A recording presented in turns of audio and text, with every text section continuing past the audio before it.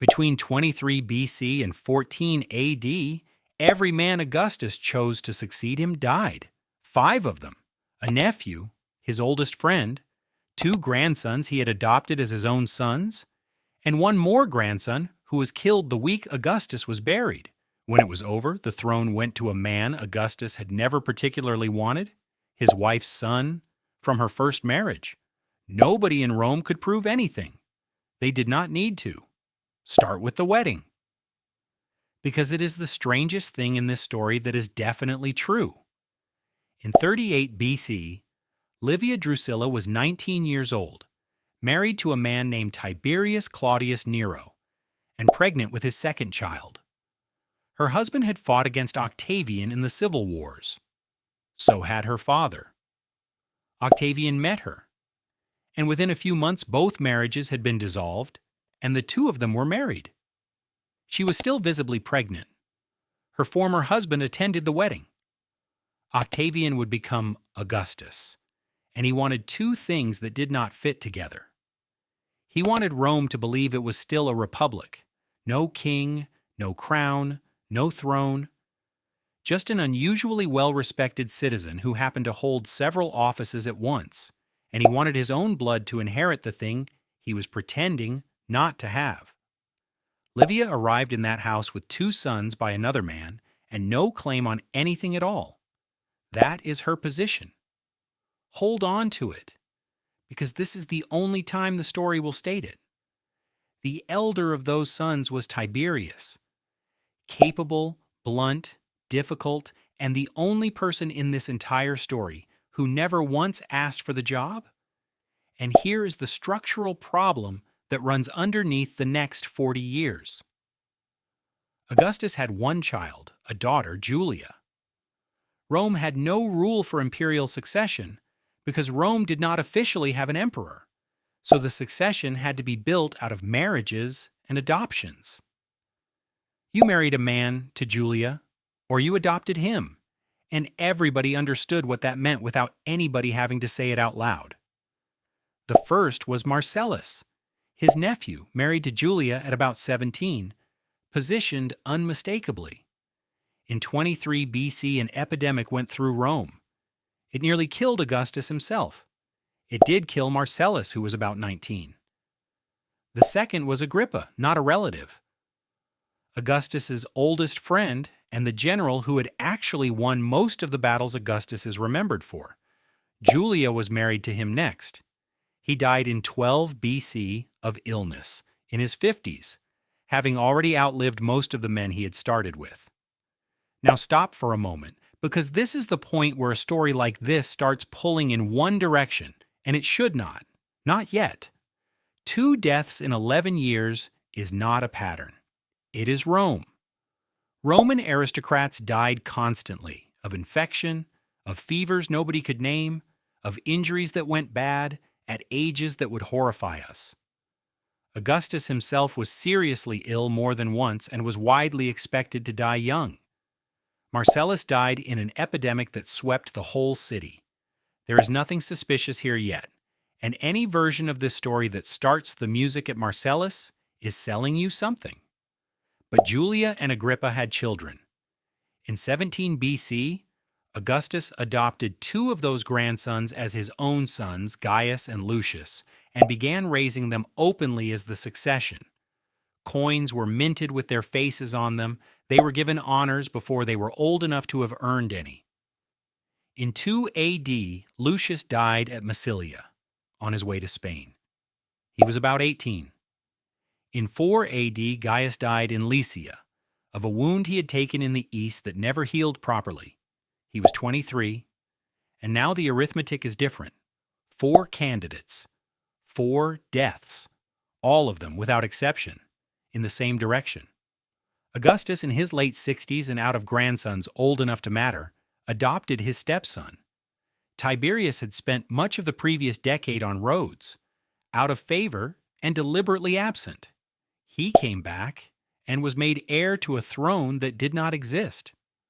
From this point on, you are watching the story the way Rome watched it afterward, knowing how it ends, and reading everything backward through that ending, keep hold of that feeling.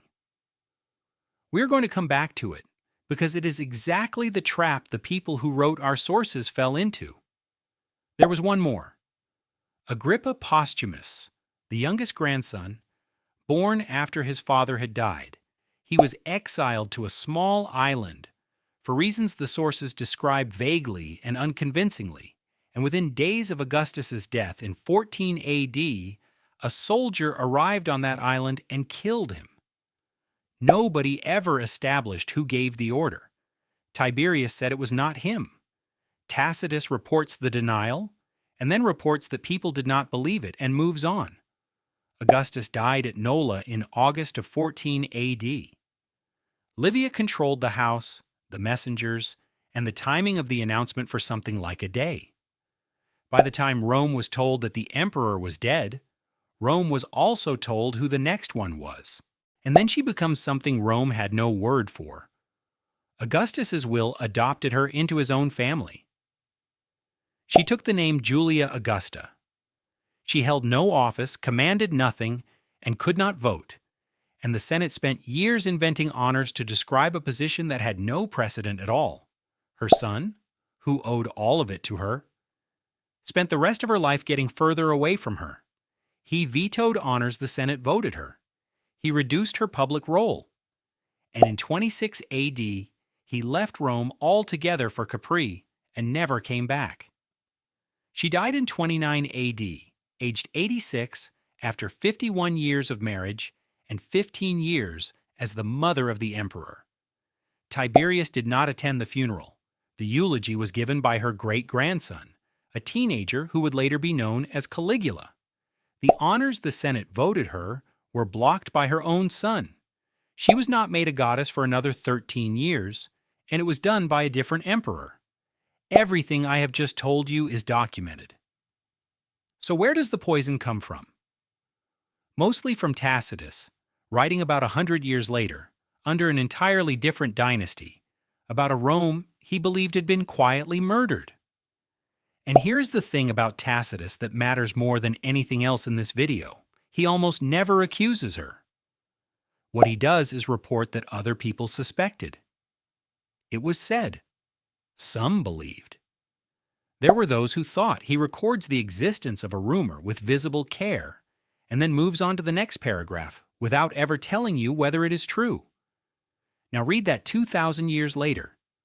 A sentence reporting that people suspected poison and a sentence claiming poison look almost identical on the page. The suspicion enters the record.